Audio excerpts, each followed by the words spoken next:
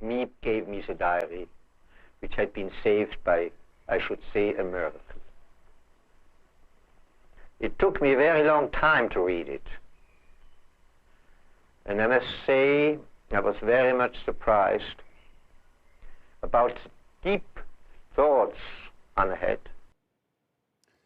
That's an interview with Otto Frank, the father of Anne Frank, who kept a childhood diary of her life while her family hid from Nazi persecution in an Amsterdam attic. His story is being brought to life by veteran actor and playwright Roger Guenveur Smith. The one-man show opens here in Chicago tonight. And he joins us now to talk more about it. Good morning. Good morning. Good morning. So many of us have read Diary of Anne Frank, but not many people maybe necessarily know about Otto Frank and what he went through after he made sure that was published. Talk to me about what drew you to this idea. Well, what drew me to the idea was my ignorance. I, for example, had never seen that clip of Otto Frank that we just saw, as I'm sure many people had not. And thank you so much for sharing with our viewing audience that clip of Otto. He obviously was fluent in English. He spoke with a German accent. I do not do that in this piece. But what I think he has to impart to us is important not just for his era, but for our own. Yep. And when I do these solo performances that are historically rooted, I always try to bring in the present moment. So I thank you for bringing me presently to this Chicago moment. Well, the issues are certainly pertinent today as well, but how does his perspective give you a different take than his daughter's perspective?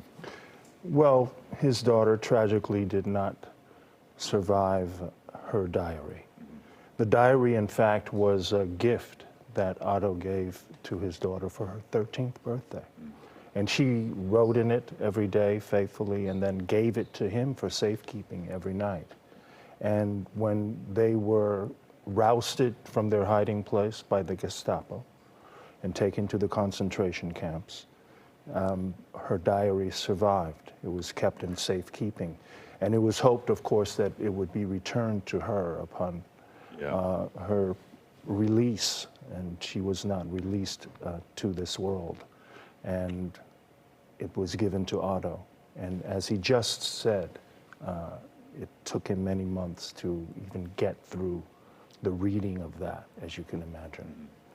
You played Frederick Douglass, you played Rodney King, Otto Frank. These are individuals that have had seriously traumatic things that have happened to them, deeply emotional stories that they have as well.